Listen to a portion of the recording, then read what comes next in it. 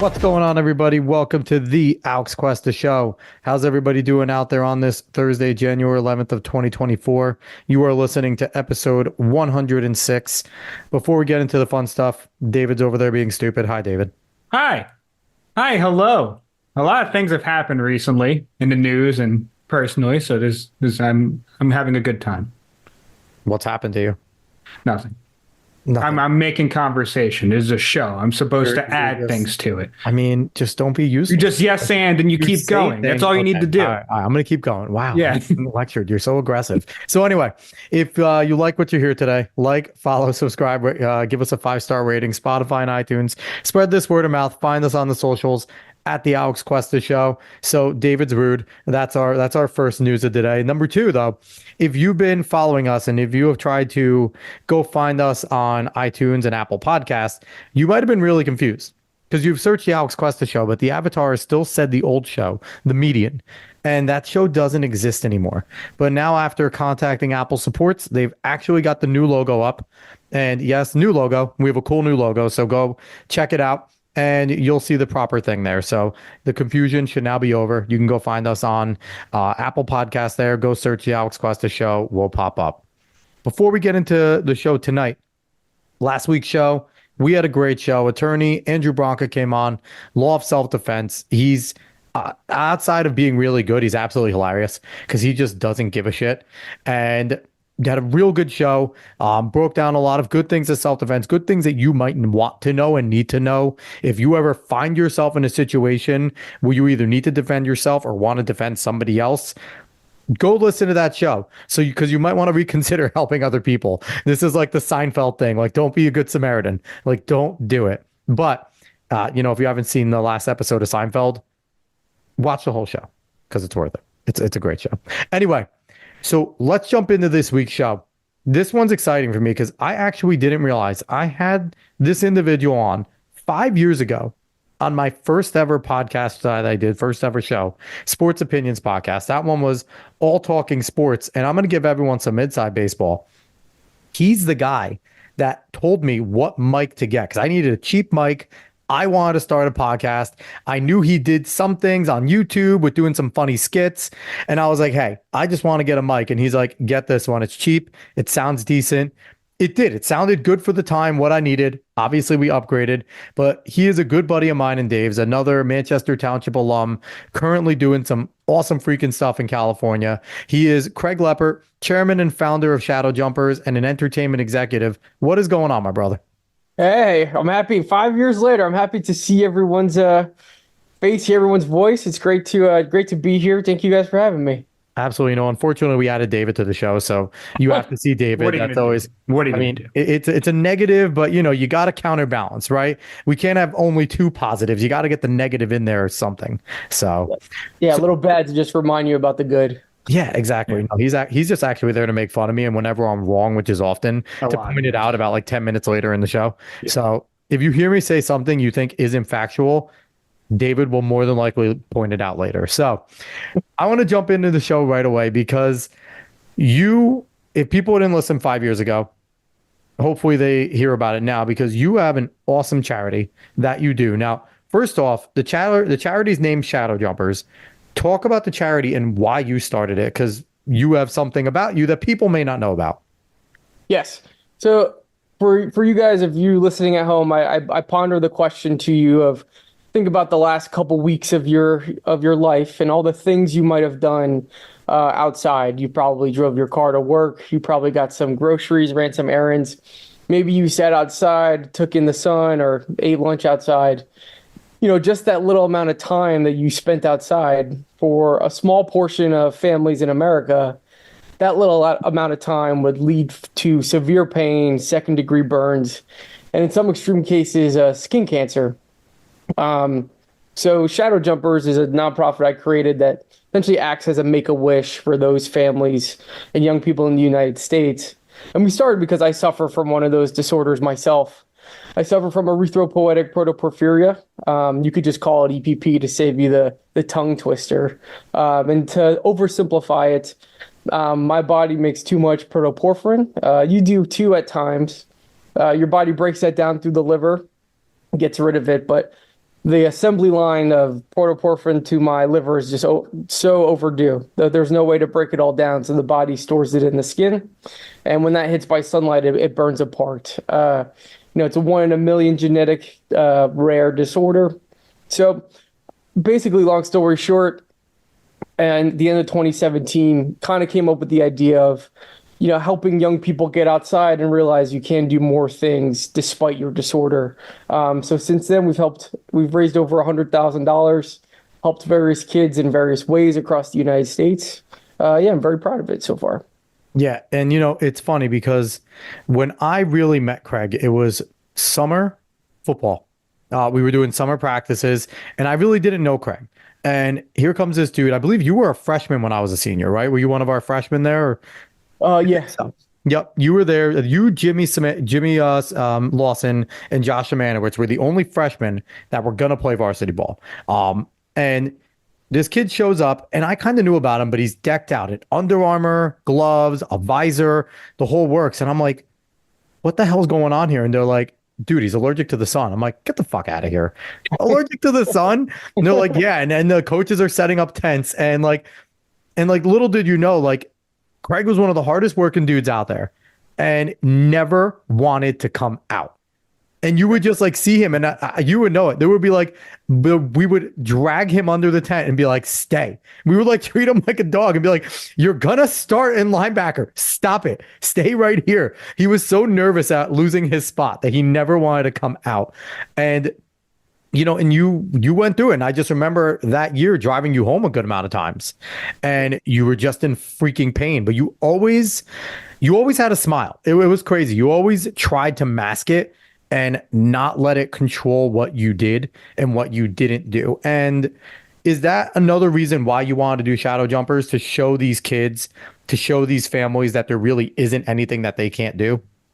Yeah, of course. I always tell people the seed that sparked my interest to make Shadow Jumpers was I moved out here to California to pursue a career in television and film and all that stuff. And I had written on Facebook at the time, everyone overshared on Facebook, moving to California, going to chase my dream, yada, yada, yada. And I was in a lot of Facebook groups for sun disorder people. And at that time, the response was really weird. It was like, why would you do that? I can't believe you would try to do that. The sun is so strong. Why would you put yourself through that? And I kind of just logged that in the back of my mind. And then a couple of years later, Facebook again on another group chat. And you saw there was a mother who had posted a story about her son. And her son had EPP and he wanted to be a mechanic. And for whatever reason, the entry level for that job for him was he had to park the cars at the local mechanics shop. And the family thought because of that compound sun exposure over a day, he just wasn't going to be able to do it. And she posted this long thing about, my son has to give up his dream. Kid's 16 years old, 17 years old. Yeah. And all the comments on Facebook were like, yes, it's so difficult. He can't do this. He shouldn't even try. And so I tell people I had a sliding doors moment. I could have sat there and become a keyboard warrior, and take on 200 people I didn't know, like Jon Snow, Battle of the Bastards style. Or I could do what I did, which I closed my laptop and I just thought of what could I have done to change that family's perspective. And that's really what it is. It's there's no, for me, it's being I never had a feel down about myself moment or feel bad about the sun because it's all I knew. And I think that's hard for people to understand. And I think sometimes for young people, you start to measure yourself up against what other people have and the life of the people live. And you kind of use that as justification to not pursue the bigger things in life. Mm-hmm. So Shadow Jumpers kind of came out of, if you pulled away all the no's a kid could say, would he look at his disorder differently? And that's kind of what we're trying to do for young people. And it's a cool thing too. And I guess it's not cool because you obviously have EPP. It's cool. Vampires are yeah, cool. But you were also on mystery diagnosis many moons ago because you have EPP, but you were born in Hawaii. Your mom and dad, you were in Hawaii, right? As a kid. and they found out because you were coming around like scratching your arms and they had no idea what the hell's going on. So, talk about like, your childhood and stuff. And you eventually came over to the Jersey Shore where we're all from now, Manchester, because I'm pretty sure your parents didn't want to give up the beach, but they also wanted to get into like a 4-season climate as well. Yeah. I was born in Hawaii. I grew up on the Jersey Shore and lived in Los Angeles. It doesn't make any sense to me either. I was born there. I actually moved. The story's right. The location's just a little off. I was born in Hawaii. My father was in the Army. We moved to Maryland, living like on the shore there. And when I was 18 months, I was in a kiddie pool outside of our apartment and just started going nuts, scratching my face and hands. I couldn't communicate. I think I got dosed with Benadryl at like 18 months old that day. Woke up the next day, hands looked like little boxing gloves. Jesus. And really for the next like 3 or 4 years, which is actually very common for people with EPP, is no one could diagnose what was wrong with me. So we started a cross-off checklist of what this could be. So we went to doctors who said, he's allergic to detergent. He's allergic to chlorine. One doctor was like, he's allergic to hydrogen in the air. I wonder what that wacko is doing these days. He's probably on the Pat McAfee show. But then we moved to New Jersey. Again, stationed, and my parents grew up in New Jersey, so wanted to move back home.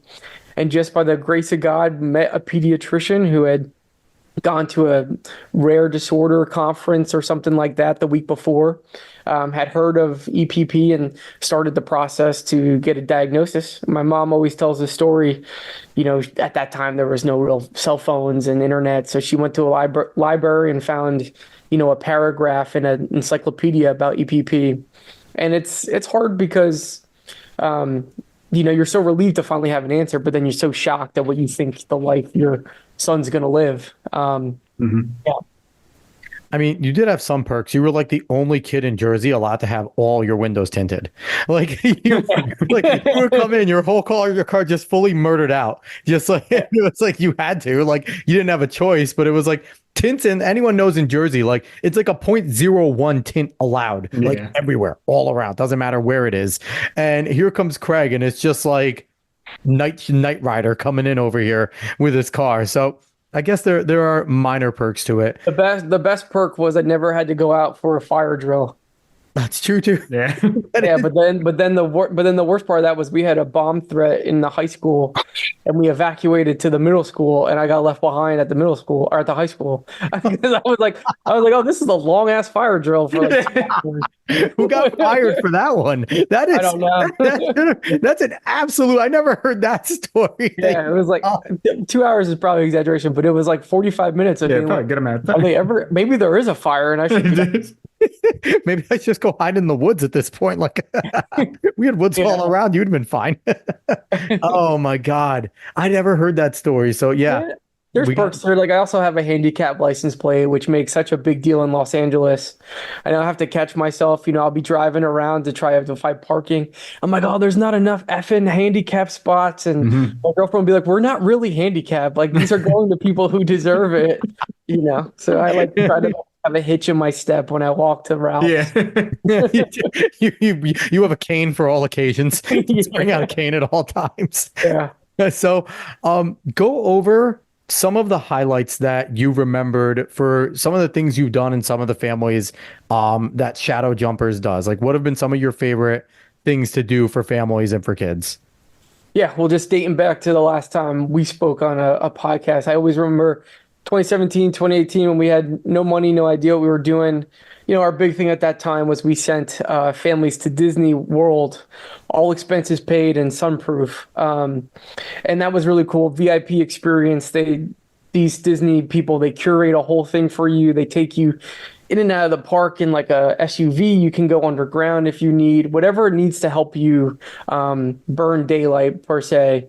And that was really cool. But what we ran into with that was people had to apply, and you only picked one family a year.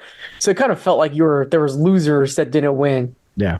And then we evolved, more money, more experience, more exposure. And we were able to kind of do what we do now, which is make a wish, submit the request to us. really we fall into three kinds of experiences. So we help families redo failed experiences and vacations they tried. Just recently, we sent a kid to Myrtle Beach who's obsessed with seashells. Nice. Kids like the simplest things. Went to the beach on his own a couple years ago, got destroyed by the sun. So all expenses paid, set him up with protective clothing. We're able to drive right up onto the beach, all these tents, and Myrtle Beach is like known for seashells. So got in and got out, That's no awesome. problems whatsoever. We were able to, we cover medical expenses related to sun disorders. So we just helped a family last year in Northern California, suffered from CEP, and they were about 5-6 grand behind on their living expenses and medical bills. Paid all that, and we also gave them like $1,000 for a good Christmas morning, which was awesome. Most recently, we renovated this awesome girl in Wisconsin's basement. Her name's Addison. She's 12 years old. She suffers from EPP, but there's a side effect of, or a rare complication of liver failure from EPP. Like we said earlier, your body tries to break this thing down through the liver. And for some reason, for some people, it just builds up.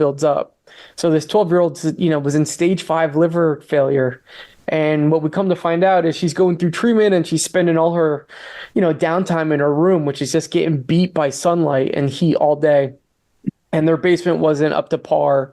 And as an EPPer myself, like having a basement is such a sanctuary, right? If you get burned, you can disappear and be I by just remember yourself. you telling us the stories after practice. Like you would go right to the basement, strip down, get an ice bath, and Yeah. just sit there and be this in pain, which is like Yeah, it and you're sucks. It sucks. Like yeah, yeah, and you're up till 2 in the morning. You don't want to wake up other people, so you can be by yourself. yeah. So we went under a huge renovation. We renovated this whole basement to be bathroom, bedroom, common area.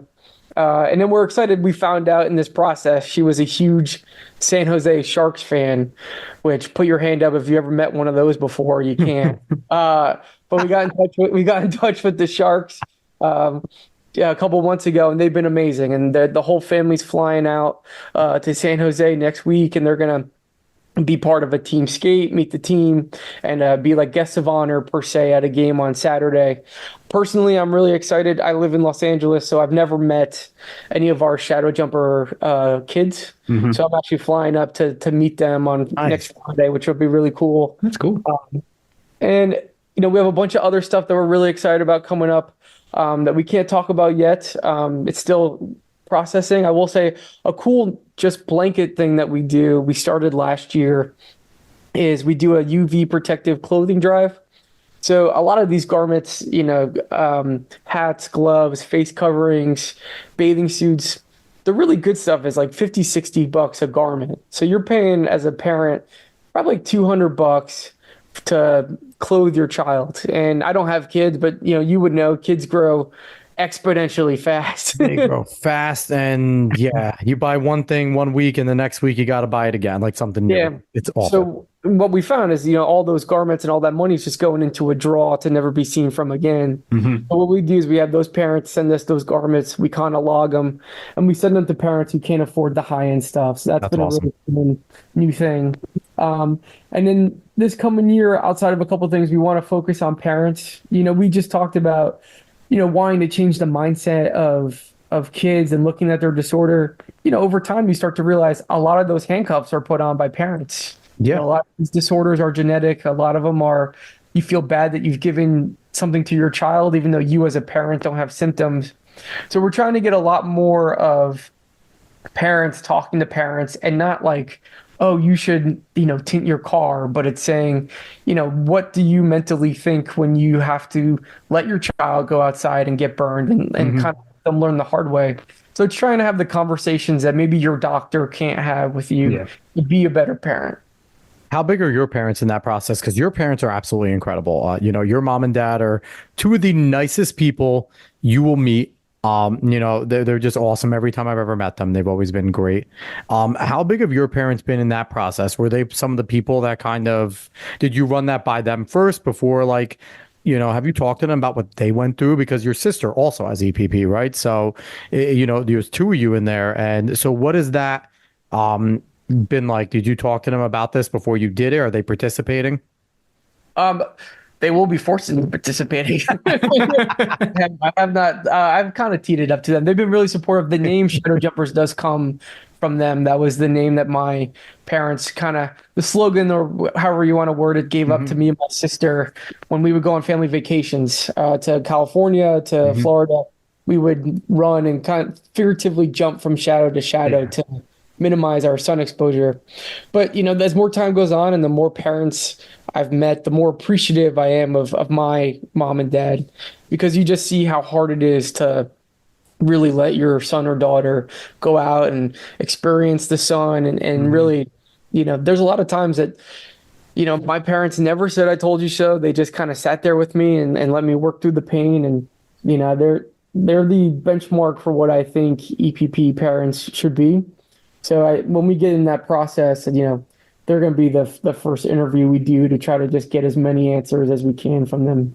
That's fantastic. And, and anyone that's listening that maybe, listens to Shadow Jumpers, so they know you and they're listening to this. Craig, going to high school with him and like seeing that, he was the popular kid in school. Like you can have, but I'm not even kidding. Like you can have a very not only normal, but excel, right? Because you were a really good athlete. You were good in class. You were also liked by universally most people. I think people that didn't like you were kind of jealous because, you could dance, you're a decent looking dude. Like you had a lot, but you can, Over here hitting on him. Yeah, I always hit on Craig. I've been hitting on Craig since I met him. Okay, I'm gonna muscles part of the podcast back every time I'm down the next 6 months. but really, like you can and this is not only for EPP. This is for anything. Like you could pick yourself up. There's no reason to ever stay down. Craig had every single reason to just kind of put his head in the sand and just be like, I'm just gonna go home every day and sit in my basement and wallow and not do anything. But I mean, if you didn't know outside of like playing a sport with Craig, and that had to be outdoors, you really had no idea that Craig had any sort of difference to him at all. The only time is when I used him to get an A in health class because I didn't do my project at all. And I had him just come talk about EPP because I'm that type of friend. But, but yeah, no. So, I want to talk about something you have coming up on February 3rd. Your annual spin away the sun. What is that? How can people help and donate?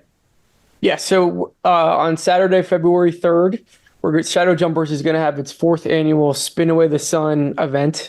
It's a really fancy way for us to say a spinathon. For those who don't know, a spinathon is a lot like a walkathon or a bikeathon, whereas those events have participants going a certain number of miles. Spinathon's all about time. We'll be in a spin studio on a stationary bike for 2.5 hours. It is the best, worst thing you'll ever do. Yeah. And what we do is our riders reach out to their friends, family, coworkers, podcast listeners, and ask if they'd like to support and back that ride with a donation. Every dollar raised in this process goes towards our mission of helping, sun disorder families have a better life despite their circumstances around the sun. If you'd like to give a donation, that'd be very kind of you. You can go to our website and right on the top is our link to Spin Away the Sun where you can make a donation and kind of follow our journey. We're trying to go for a new milestone of $50,000. Last year, we were so appreciative to raise $29,000.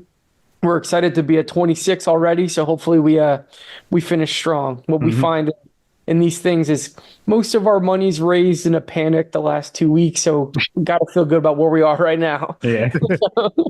And overall, like I don't think Craig stated that there is a danger to, porphyria and the whole spectrum, right? Like there is generally, if I'm not mistaken, a shortened lifespan expected with a lot of it because of the potential liver complications and things like that, right? That you go through with all that.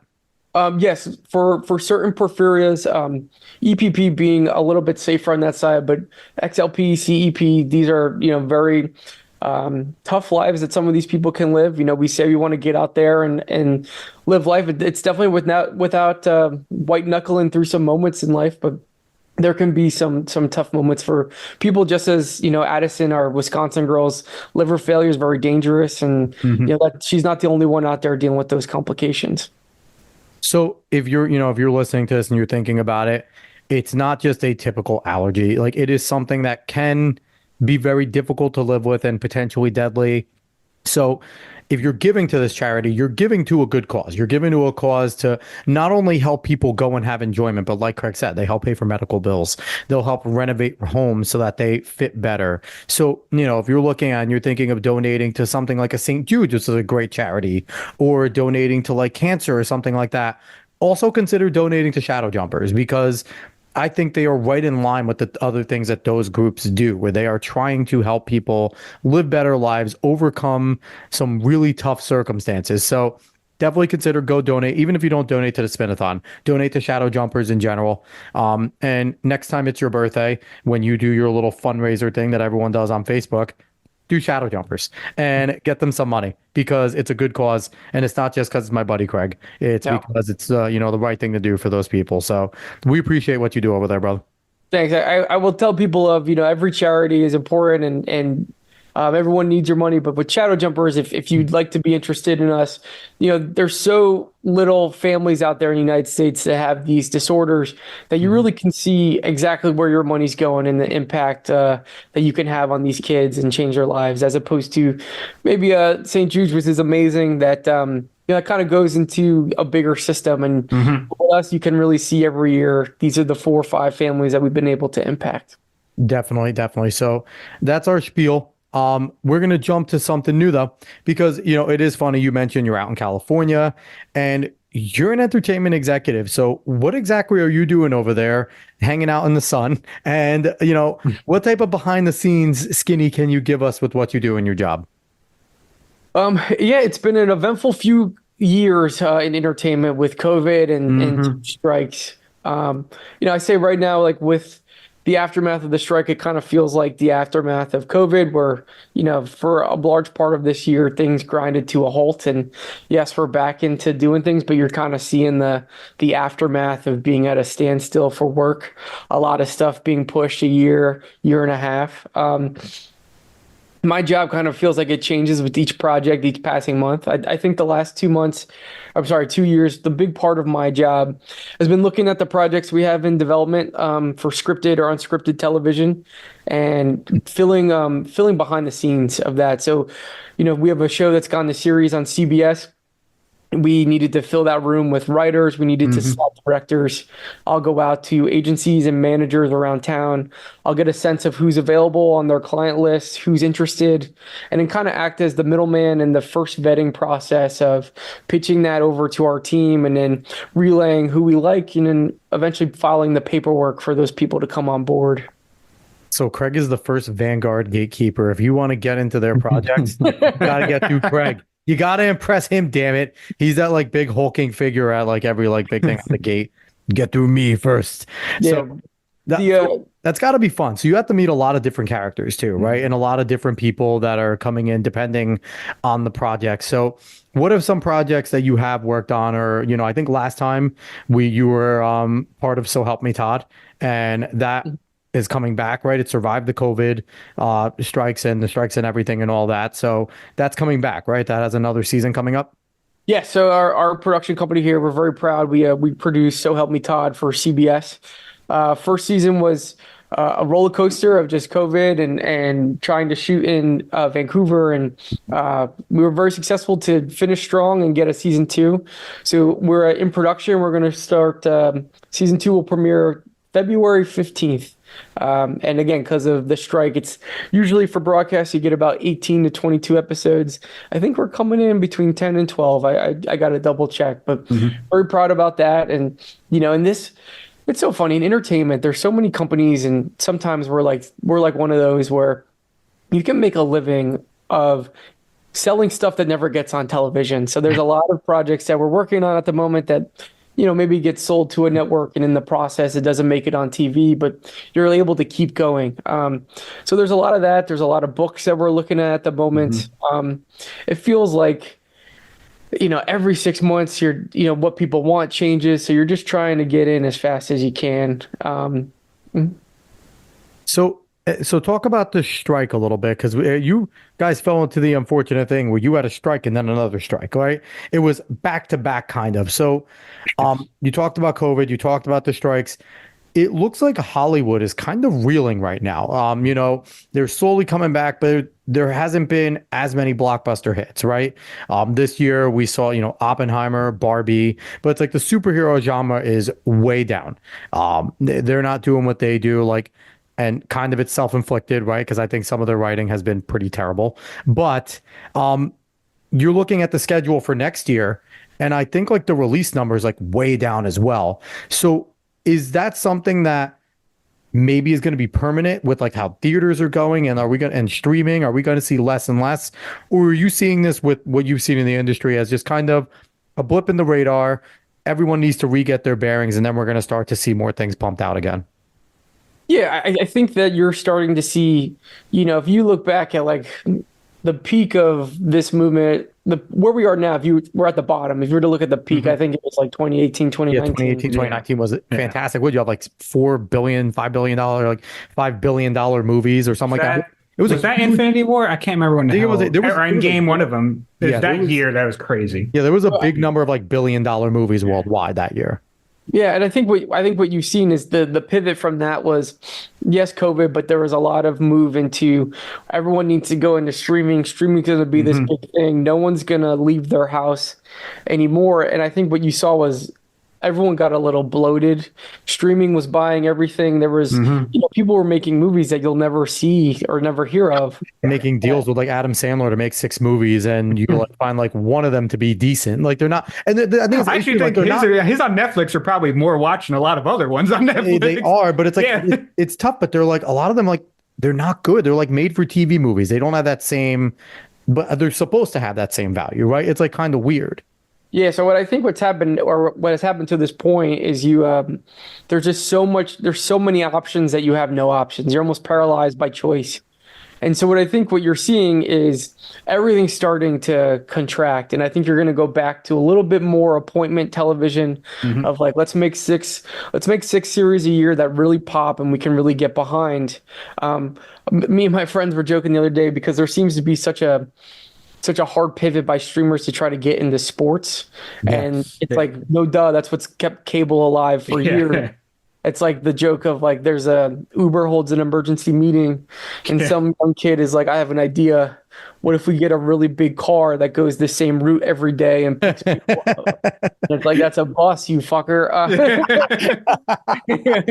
And so it kind of feels like, next thing you know, there's going to be a company that's like, hey, we'll one price, we'll give you all of these apps for one price of $6.99. That's just cable all over again. Yeah, I was gonna say, I think we tried to reinvent the wheel. I don't think it necessarily worked. Yep.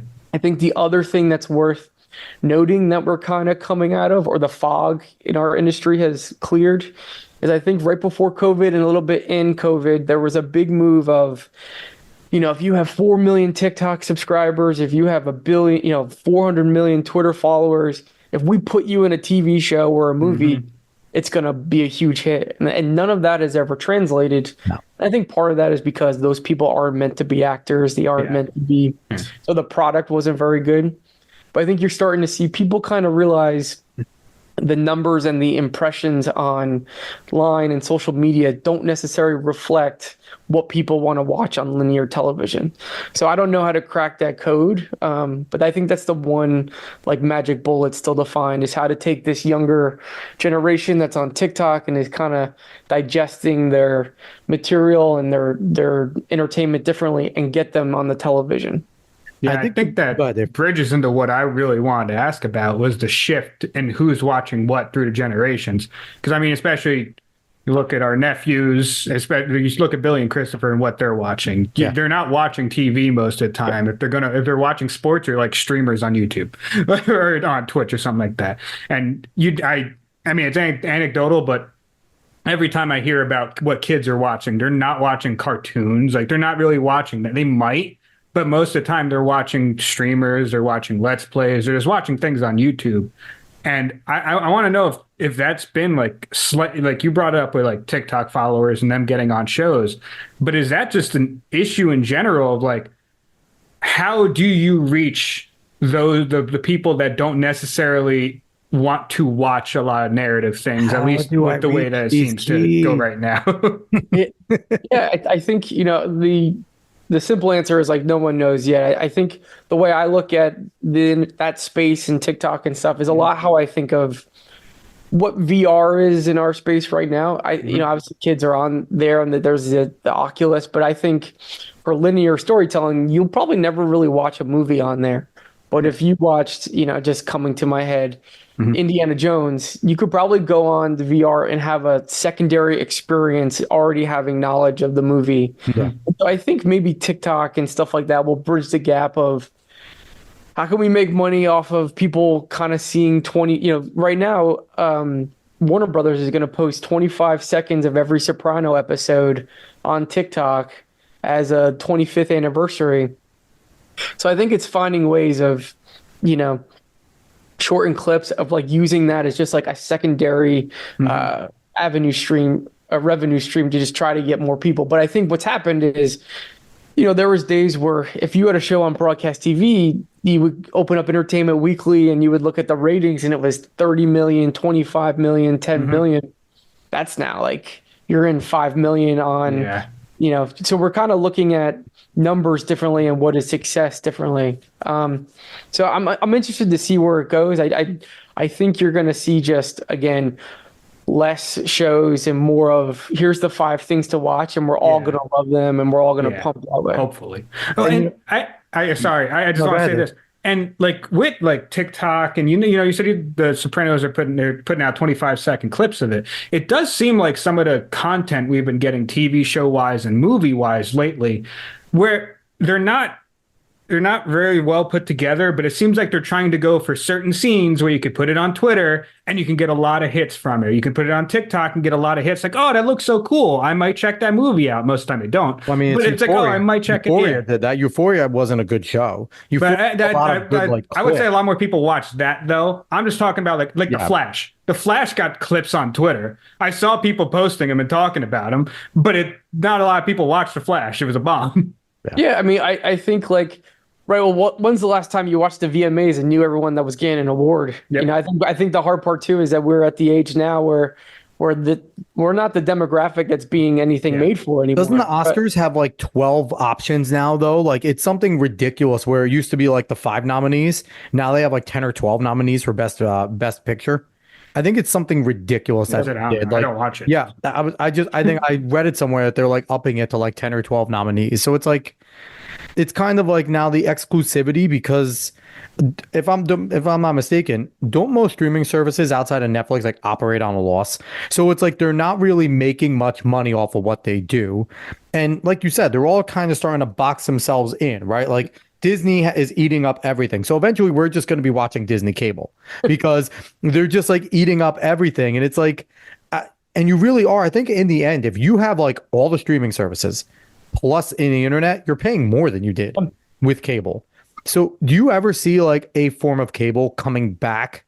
Not even just with all these apps coming back together, but eventually people starting to look and going like, kind of liked having 300 channels at my disposal and then choosing to have HBO or choosing to have these extra things. Like, do you see that coming back at all? The couple ways I see it is like, I do think that we're just going to get a version of bundled apps together, especially, well, you kind of have it now with like the Disney bundle with Hulu and ESPN and Disney Plus. Kind of going back before, if sports is the one thing left that still drives price. And I think it has live sports. Yeah. Yeah. But I mean, look at this weekend, just how many people are going to bite the bullet and pay $6.99 to watch Peacock Saturday night for the playoff game. And they got you by the balls and they know it. And I think that's the last thing. And what you're going to see with the Peacock scenario this weekend, which I think is a good example of what I perceive is going to happen, you're going to have so many apps and you can't afford all this. So you're going to swap them in and out. Like, oh, you want to watch Breaking Bad this month? We'll pay $6.99 to watch Breaking Bad and then churn off of it. So I think you're just going to get to a point where once someone tells you like, oh, you got to watch this thing on Netflix, you almost treat it like you're going to the movies before a month, Do you ever see like an a la carte service where it'll be like David's video streamer where like you could say, okay, I want to watch Breaking Bad.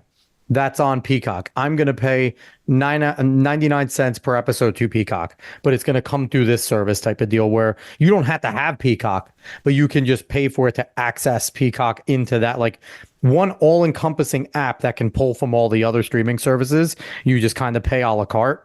Maybe that's kind of what like iTunes was back in the day when you could buy episodes. Absolutely. Yep. I don't know. I think that people are just so protective now of like their content. Like the big thing, an oversimplification of the writer's strike was basically like there used to be a time when you had a hit TV show on, say, CBS, and you were so excited to get to 100 episodes because then you went into syndication. Yeah. And that's when you made, the majority of your wealth for the next 50 years. Now places like CBS or NBC, they're like, no, we're just going to kind of give you a lump sum now. That's nothing that you might be able to make in the future, but you'll take it now. And then we'll just keep it on our platform forever.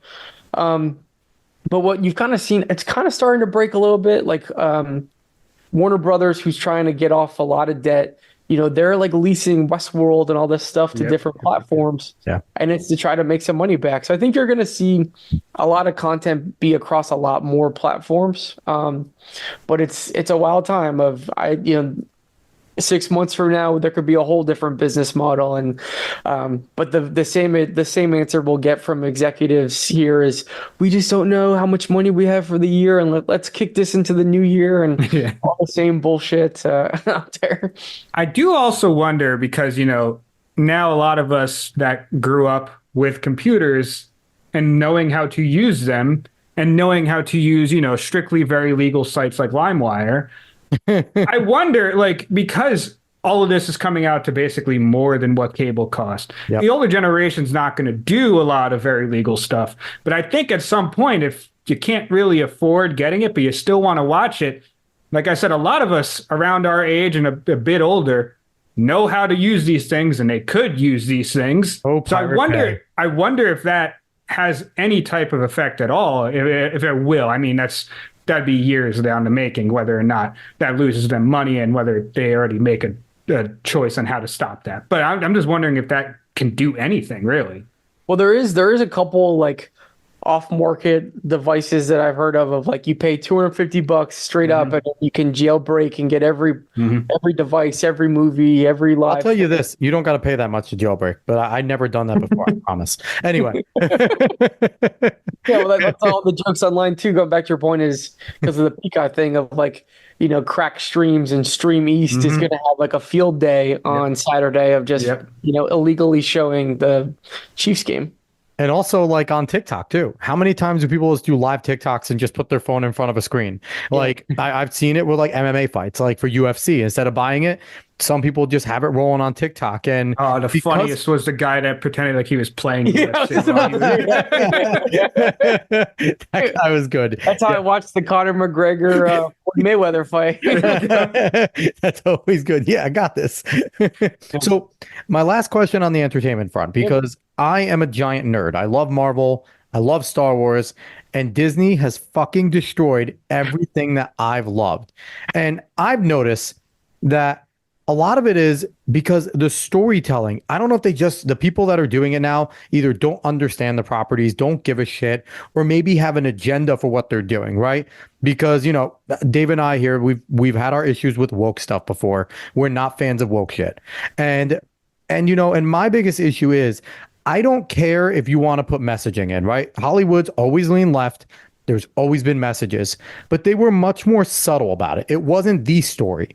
It was a part of the story that they told, right? And even if it was the story, it was written in well. Like, WALL-E, 100% is about global warming and pollution. It's going to fuck up the planet, right?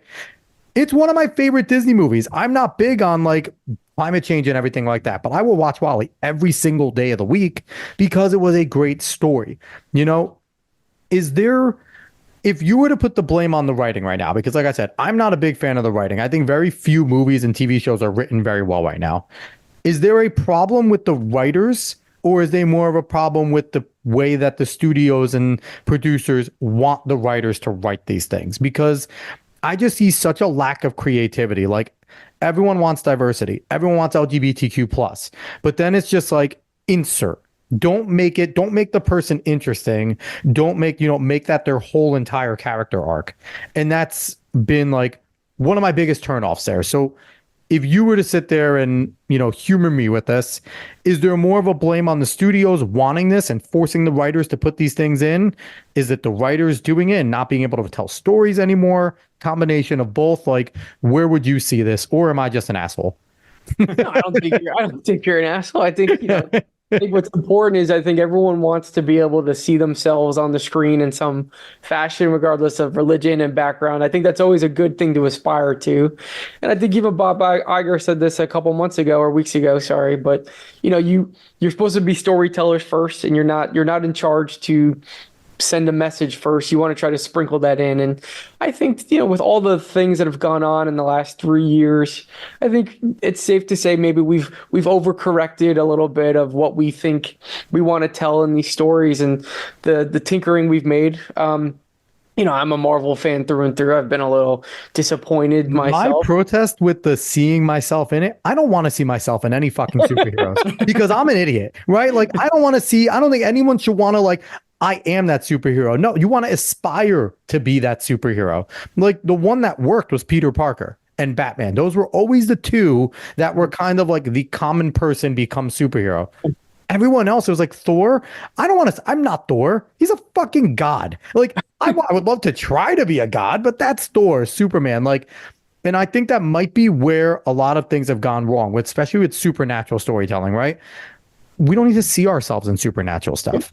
And I think if a writer's trying to write themselves in, then they're not creating a story. They're creating an autobiography where it's like, if you're writing, and I write, I'm been working on a novel for years and things like that.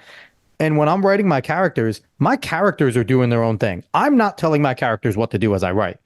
As I'm writing, they're doing things organically within the book.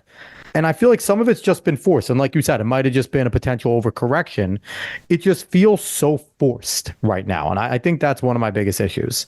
Yeah, I mean, I think it's a few things. I think that's a fair assessment. I think, up until recently, there was no financial data to say that you were right in your exhaustion. I think now the last year has shown, the returns haven't been as expected, and kind of the word of mouth hasn't been as expected. And so I think, not saying that we're going to overcorrect the other way, but I think we've started to, what I hope is a leveling out of just getting back to what we like and, kind of what we want to see on screen. Yeah. What was I going to say? I had another point in there. I mean, I do think that, just lost my train of thought. God damn it, Questa. Well, I'm sorry. I can jump in. I can jump into something real quick. I also feel like the financial bloat on a lot of these movies is also what's killing them, because they need to make so much in order to make their money back. And I mean, you look at my favorite movie of the year was Godzilla -1. I thought it was fantastic. I love that movie. 15 mil they used? 13 mil to make that? Less than. I think it's 13 million. Yeah. And it made a ton of money because it was a damn good movie, a damn good Godzilla movie with human parts that you just love. And which Sound of Freedom is another good example. That Sound of Freedom was 19 million and they made over 100. Yeah, but that's the thing. And I feel like the bloat in a lot of these movies, it's like $200 million is what's killing them, because you could make a good amount of money, but if you don't make enough to break even, then it's just hurting you. Yeah. Yeah. I got it back now. I would say that, like, when we think of superheroes and supernatural and stuff, also the problem is its own success of, like, those movies from 2016 to 2020. Really were the only movies that seemed to make money. And now what you see is you have 7 or 8 just getting churned out every year. And so the story of a superhero, more often than not, in a movie is pretty much the same. So you're just trying to find a way to reinvent the wheel. And right now, I think you're just kind of waiting for the next thing. And we might not be able to hit, like, what's the new take on a superhero. Hey, Craig, can you just go to the studio and just bring a stack of comic books and just fucking throw it at them and say, read this and put that on, like, make a version of this, because that's what they were doing for 4 years, was kind of, bringing the source material in a way to the screen that even nerds could go, they missed this, but it was still solid. We have our complaints, but they kept it there. Now they're just like, well, source material, we don't care. And normally, I don't blame people for not listening to the fans for some things, right? Because fans are stupid. But there are times where the fans are saying enough of the same thing that I feel like you should just be like, maybe we should go back and reassess here. Yep, I will say if we can play this back years from now, maybe I'll be wrong. But if we can survive Deadpool, which I think will be great, but if we can survive 2024, I think the next 5 to 6 years of superhero movies are going to be great. We're going to get the legacy characters that we want. I feel like in Marvel's defense that they are kind of listening to fans. I mean, I know just in reading the trades, they've kind of completely rehauled their television department. They go on a retreat every year to kind of break down. And for the first time, it was a real all hands on deck. What can we do? I trust in Kevin Feige. I'm also like a loser. I'll be at every Thursday night show even when it stinks. But I do think that's the one company. I can't speak for Star Wars and Kathleen Kennedy. I can't speak for. Oh yeah, because they're making Mandalorian and Grogu for no fucking reason. Well, which is so sad because it's like if that was 5 years ago, I would have been like geeking out. But I mean, if Grogu wasn't still a infant and has done a damn thing at all, like Grogu is they just want to sell more Grogu products instead of, and that's the problem. The Mandalorian has had no development, none whatsoever, and any little development he had was taken back because it became the story of Bo-Katan in season 3. It was like, so it's like, and then Grogu just sits there and is like, he gets one extra telekinetic thing a season. Yeah, it went from being this cool, off galaxy, don't need to know Star Wars to Wild being West type of thing. Yeah, to being a bloated sequel of the Clone Wars, which, to each their own. I'm just interested to see, just to go back to Marvel and stuff like that of, what does the Fantastic Four look like? What does the X-Men look like now finally nice to see them under the Marvel shield? So and I do want to say this. I never liked Grogu for the main reason being you did hate him. He is just Gizmo. But not even as cute as Gizmo. He's green. He's Gizmo. not even as cute as Gizmo. So what are you going crazy for? Yeah, but Gizmo couldn't use the Force. Who cares? He killed gremlins and gremlins too. Like he shot pencils at him. It was awesome. He is, and yeah. So I hope you're right. I hope you're right about Marvel because I just hope that they reset and maybe read 2 or 3 of the comic books of the characters that they're trying to do and stop pushing side characters, right? Like, Iron Man wasn't a super main guy, but at least he had a good long run of comics. Well, yeah. They're pushing people that have been failed in comic books that have multiple cancellations, and it's kind of like unnecessary because most comic book fans don't like half these people, and they're turning Silver Surfer, my favorite hero, into a woman. Well, actually, that's my favorite character too. To be fair though, I heard it might not be Norrin. It might not actually be Silver Surfer. It'd be another. It's going to be another. Then don't do it because it's just the Silver Surfer's cool. Damn it, there's one. And I will say this: the thing about Iron Man, he was never really like the big character in the comics. He wasn't huge, but that Iron Man movie was fantastic, and that's why he got so. He was popular, and he had a main long run in comics, though. But he wasn't as big as like the big Marvel. Cap. The Cap was the big guy. And Spidey. Yeah. Spidey is Marvel, so that's proven. Well, look, it's been a tough 3 years in this industry. I got to think like for Marvel, it probably has not gone the way that they've wanted. They had COVID, which probably made a lot of rearranging, a lot of like concessions on stuff you wanted to make. I think, you hate to say it to Chadwick Boseman passing away probably threw a huge wrench in the bigger MCU plans that they had. And now Jonathan Majors doesn't help at all either with him. Exactly. It kind of feels like they can't. Feels like it's just been one thing after another that maybe outside of casting Brie Larson as Captain Marvel has been out of their control. And I also think they got a little bit too ambitious especially with seemingly writing the same character for every single action. They were all Chris Pratt. Yeah, the movie trying to be Chris Pratt. Since Guardians came out, it seems like every character is comic relief. Every character has some kind of witty line. When it's just like that's not necessarily what made things so big for Marvel in the first place. So but Craig, I hope you're right, and I hope they bring back my childhood. I hope Disney stops ruining my childhood. And there's rumors that they might buy property to Dragon Ball, and I will absolutely. I don't go to protest. I will be standing the fuck outside of Disney Studios every day holding a sign. I don't care if I'm alone. I will start a protest if they even attempt to buy it. So Disney was in charge during most of the Infinity Saga. Yeah, that is they true. were. They So were. it's like, Listen, since then they've gone downhill. So maybe they could be redeemed. Maybe they could be redeemed. So I just want to quickly, because I don't want to leave you too long, because we've actually went pretty far right now. But Yeah, I just want to touch, because you're a sports fan. You know, you came on the Sports Opinion show back in the day.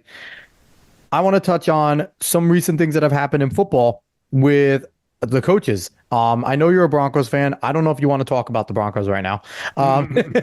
But Bill Belichick announced that, he's going to be leaving. It seems like Harbaugh is going to be leaving Michigan. Pete Carroll retiring. Nick Saban retiring. What do you think is going to go on with the coaching carousel? Are Carroll and Saban going to stay retired? Where's Belichick going? What's Harbaugh doing, in your opinion? I think if I'm Belichick, I think that, it'd be a hell of a move to go from Mac Jones to Justin Herbert.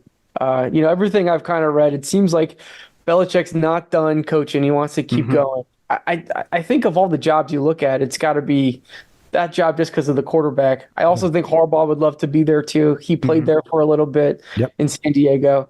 I think that the most slam dunk one is I think Dan Quinn goes to Seattle. He was a defensive coordinator there when they won a Super Bowl.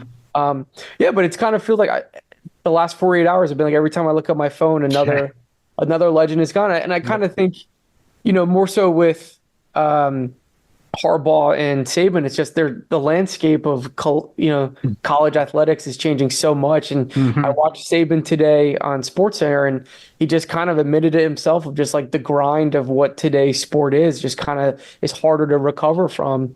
And dealing with that NIL now can't be fun. That NIL stuff, and Florida State just got slammed by the NCAA for NIL infractions. And I feel like a lot of the times these big schools should just be like, no, we defer this back, because there's been really no clear-cut direction on what to do with the NIL. It's been an absolute shit show.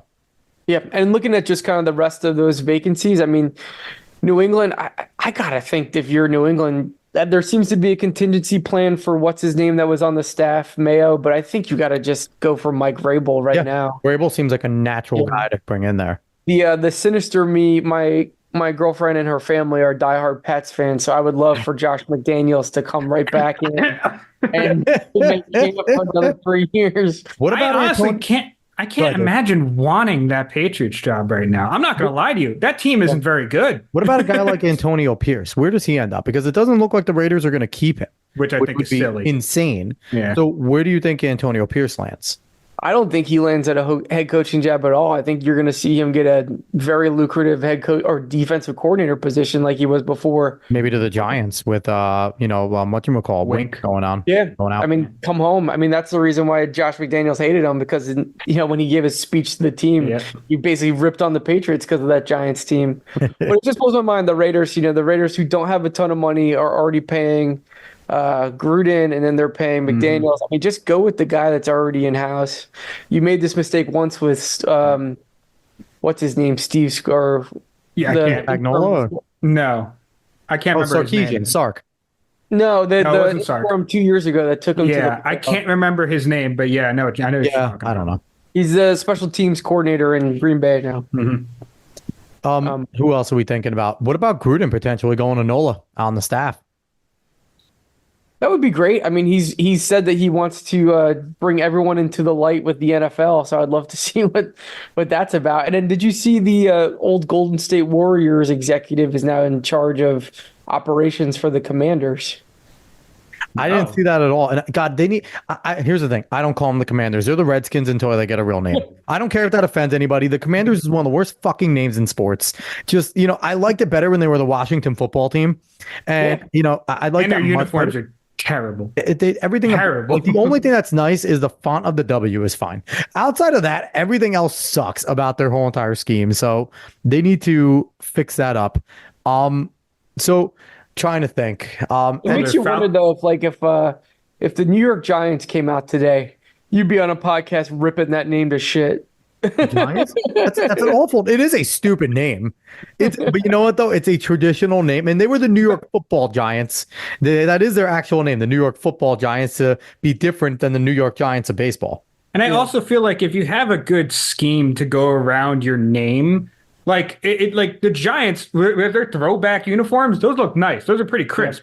Yeah. If the Commanders had nice uniforms and things look nice around that whole entire scheme, then it's not that bad of a name anymore because the things look nice around it. But it just looks ugly. It's just not good, especially compared to the Redskins uniforms. Those are nice. Those are legendary.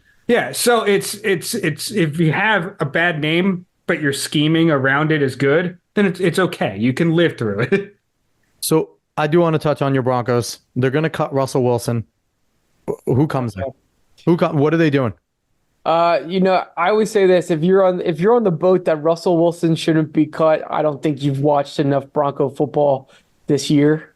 I truly believe we were schemed up as if we had a rookie quarterback. Of like, if our first read isn't there, we're checking down and running. Which is crazy because you have Cortland Sutton and Jerry Jeudy. They are really good. At the same time, though, I truly believe that Russell Wilson at this stage in his life can't see the middle of the field down the field. We had 18 completions of intermediate passing in the middle of the field. Wow. I am not a fan of Jerry Jeudy, but I will give him the benefit of the doubt of like he just was open so many times and not seen. I think the one thing I'm happy about the last 18 months of my Broncos is bad organizations double down on the mistakes out of pride. And there's not been one time in the last 18 months that we've done that, And so to cut Russell Wilson and eat that money, which would be the most dead money for one NFL player on one team.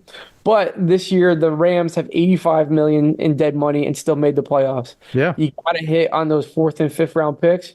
But I envision we're going to go with Jared Stidham, QB1 in 2024, and it's going to be probably J.J. McCarthy, at 16 that we're picking, I think it is, or 12. Suck for Shador. Just suck for Shador. Oh, I'm not a fan. I like Shador. Oh my God. Mr. 4-8. I don't need that in my life. I mean, no, but he also had me, you, David, your girlfriend, and maybe your friend down the block blocking for him. Okay. Like not only did he have the worst defense in football, he had one of the worst offensive lines in football. That's fair. I mean, willing to pause my take until seeing Colorado this year, I suppose. But that's what I think. I was disappointed to see Michael Penix struggle against an NFL caliber defense on Monday because I do think that he's in play for the Broncos at 12. I think May is in play from North Carolina. Yeah, I don't necessarily love watching J.J. McCarthy meditate before games after Russell Wilson did the same thing last year. That gives me PTSD. If JJ walks up and says Broncos country, let's ride, you're just going to start throwing things. And he's the type of guy that will. Like, let's be honest. And then it's just like, I don't know, like I'm at one point I was Broncos were 1-5 and I was watching Caleb Williams and I'm like, I could be wrong. I'm happy I don't have him either. The painted nails and the crying. I don't like Caleb Williams one bit. He's super immature. I think if he can make more money in the NIL and stay, then stay and grow up a little bit because I want full control. I'm not going to go play for this team. Fuck you. How are you going to be a 20-year-old trying to lead men when you're a baby? Like he's a grown baby. I don't like it at all. My sleeper pick of that draft is Hartman, that Notre Dame, who was at Wake Forest. Sam Hartman? Yeah, that's my guy.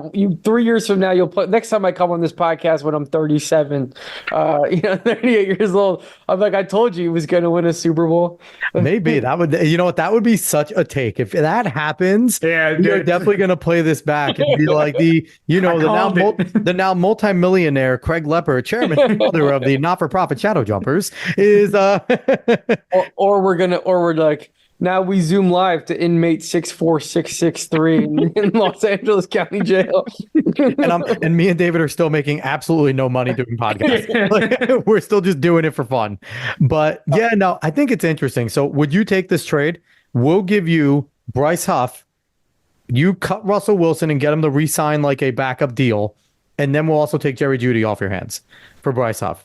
And those two guys. We'll use Russell as our backup. Jerry Jeudy as our number 2 with Garrett. And we give you the best pass rusher in the NFL because fuck. I mean, if you eat some of that contract, I would give it to you. The Jets might, but I mean, I don't want him to start. But if Rodgers goes down again, I would take Russell Wilson over fucking Zach Wilson. You think I throw things when Aaron Rodgers runs out and that other Achilles snaps.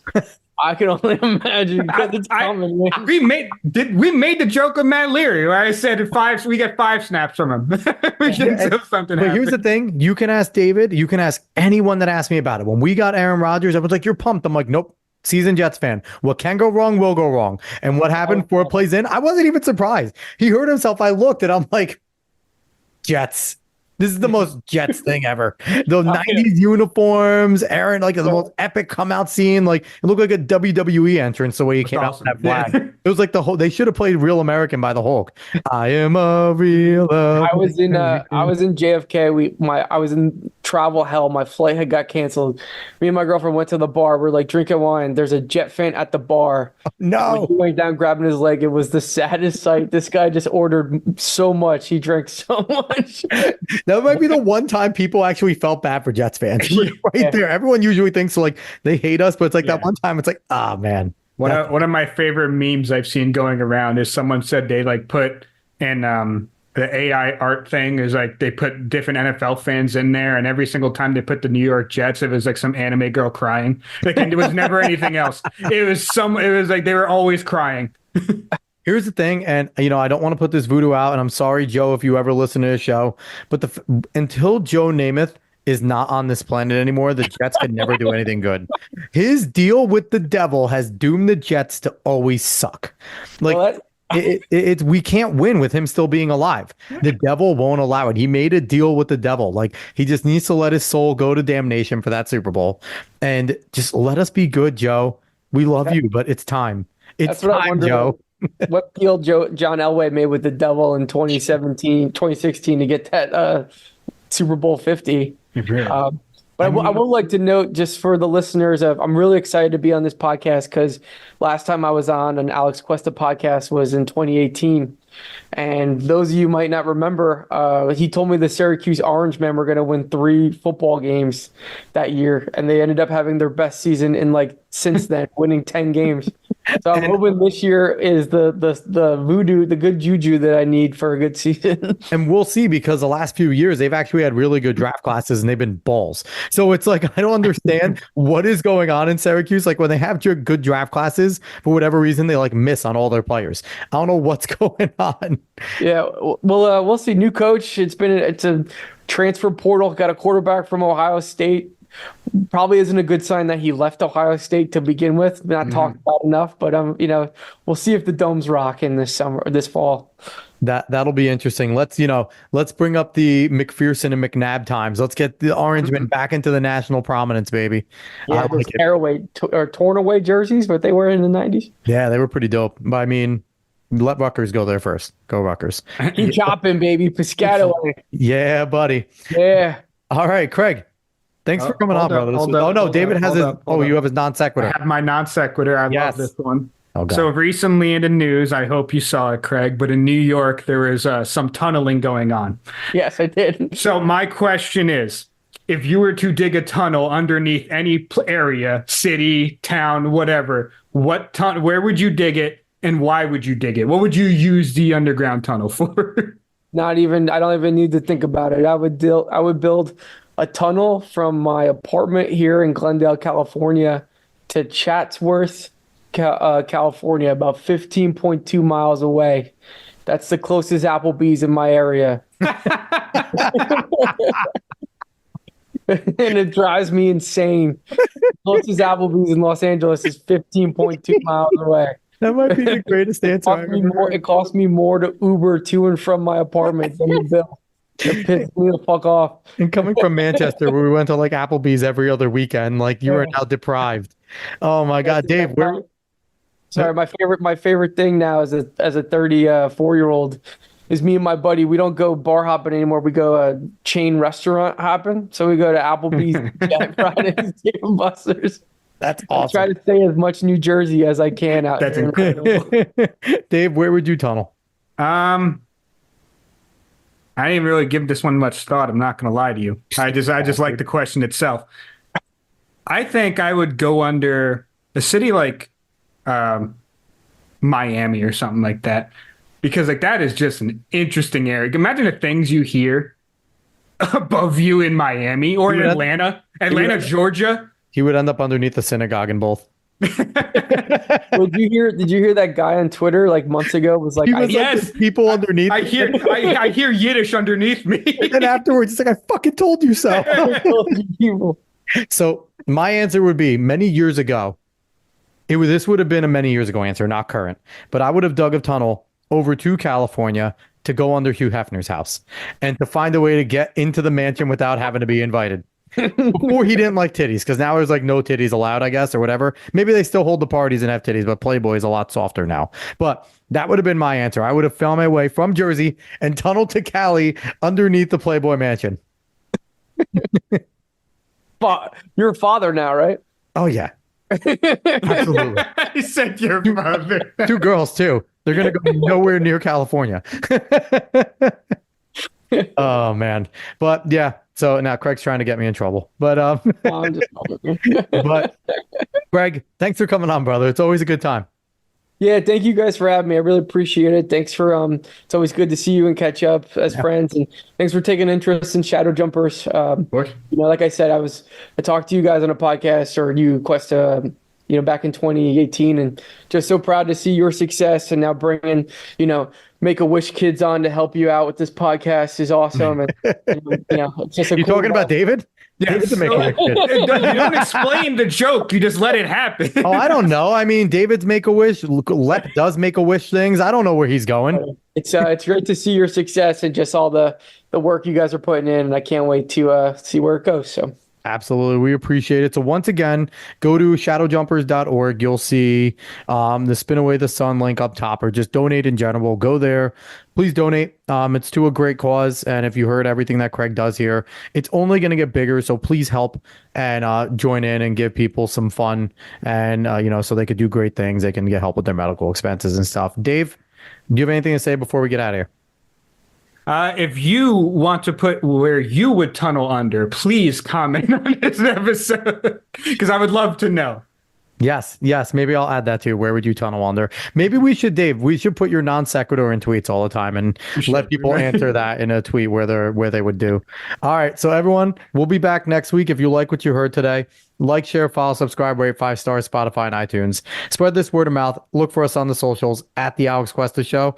We'll be back next week, y'all. See you later. Oh, man.